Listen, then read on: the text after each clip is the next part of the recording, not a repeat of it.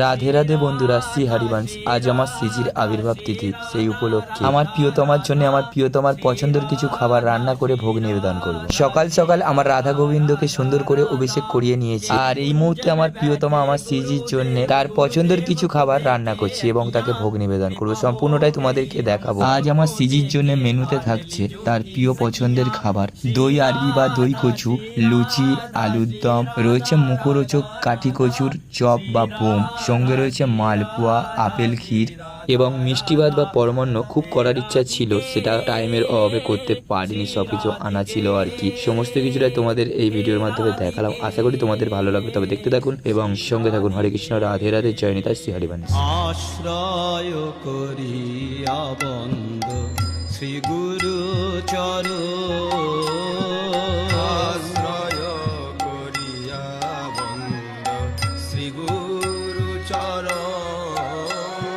যাহা হইতে মিলে ভাই কৃষ্ণ প্রেম